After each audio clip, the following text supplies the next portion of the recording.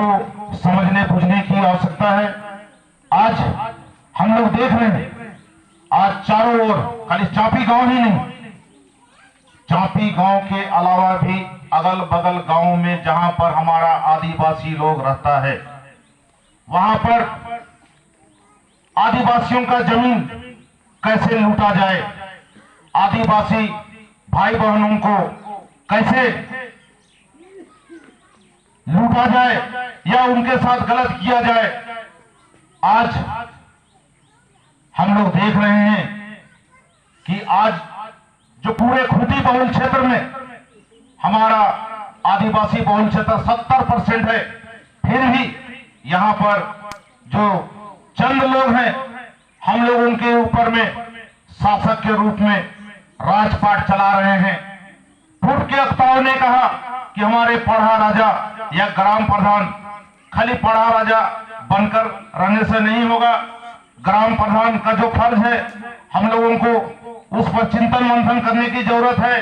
समाज को आगे कैसे ले जाना होगा, कैसे रक्षा करनी होगी, उस पर पहल करने की आवश्यकता है, बतलाने की आवश्यकता है। मैं आप लोगों से कहना चाहूंगा कि हमारे भगवान बिरसा मुंडा की धरती पर और हमारे बहुत ही वीर पुरुष सिद्धू कानू, चांद भैरव, फूलो झानो, जो हम लोगों के बीच में फूल क्रांति किया था, आप लोग जानते हैं कि ये क्रांति या जो पढ़ने वाले लोग हैं या जो इतिहास है जानने की जरूरत है।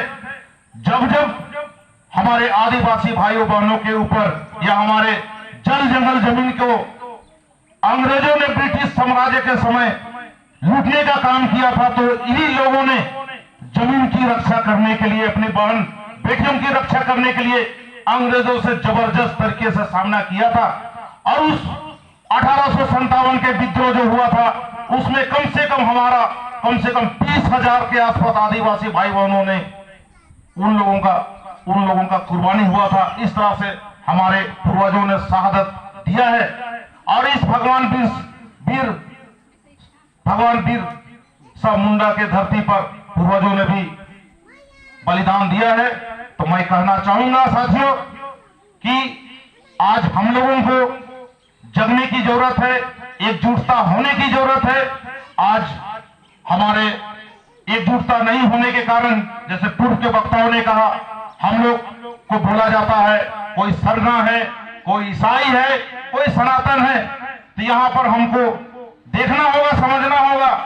और मैं कहूंगा अपनी ओर से, पहले हम लोग सिर्फ एक हैं और हम लोग आदिवासी हैं पहले, उसके बाद कुछ और। अगर हम लोग अलग अलग बटेंगे तो इसी तरह से हम लोगों का जमीन लूटा जाएगा, सरना लूटा जाएगा, मसना लूटा जाएगा। अभी तत्काल में हम लोगों ने देखा, आप लोगों ने भी देख रहा होगा, आप लोग अखबार पढ़ते होंगे, मोबाइल में देखते होंगे कि किस तरह मणिपुर जो एक प्रदेश है, वहां पर आदिवासी बहनों का किस तरह से बेरहम और किस तरह से घिनौना अत्याचार किया गया है। तो कहीं ऐसा ना हो कि हम लोग एकजुट यहां नहीं रहेंगे।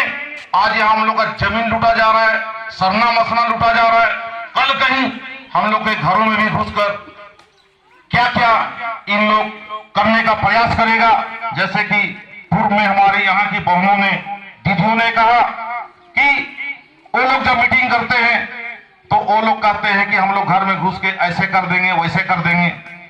आज मैं अपनी ओर से कहना चाहूंगा कि हमारे जितने भी बाल बच्चे हैं उसको हम लोग को शिक्षित करना बहुत ही जरूरी है। हमारे जो युवा साथी है, आप पढ़िए, लिखिए, एग्जाम लिखिए और अधिकारी अफसर बनिए। अगर आप पढ़ लिख कर अधिकारी अफसर बनिएगा, थाना का दरोगा बनिएगा, ब्लॉक का पीडीओ बनिएगा, ब्लॉक में सीओ बनिएगा, तो आज जब हम लोग थाना जा रहे हैं तो हम लोगों का अपना आदमी जब वहां पर होगा, तो जिस तरह से थाना में बर्ताव हो रही है या ब्लॉक में बर्ताव हो रही है, तो हम नहीं समझते हैं कि हम लोगों का जब आदमी होगा वहां पर तो इस तरह का दुर्दशा हम लोग साथ होगी। और मैं कहना चाहूंगा, सबसे अहम बात, एकजुटता में ही ताकत है। और हम लोगों को यहाँ पर एकजुटता दिखाते हुए, जैसे सभी ने कहा था कि यहाँ पर जो मुद्दा है, मैं बहुत दिनों से यहाँ पर देख रहा हूँ, हमारे भाई अंशुल जी पूरे मामला को हम लोग तक पहुंचा रहे हैं। और पहली बार मैं चापी गांव आया हूं तो कहीं ना कहीं जानने वाला हमको जान रहा है कि हम लोग इस जो चापी गांव का जो मामला है किस तरह से हम लोग काम कर रहे हैं, जानने वाला लोग जान रहे हैं।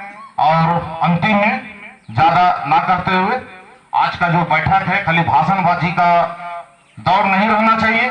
केवल भाषणबाजी करके हम लोग यहाँ से उठ के चले जाएंगे, वो भी नहीं होना चाहिए।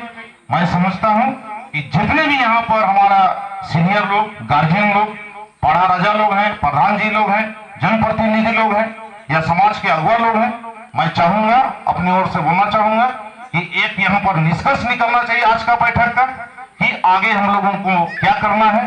क्या सही है कि नहीं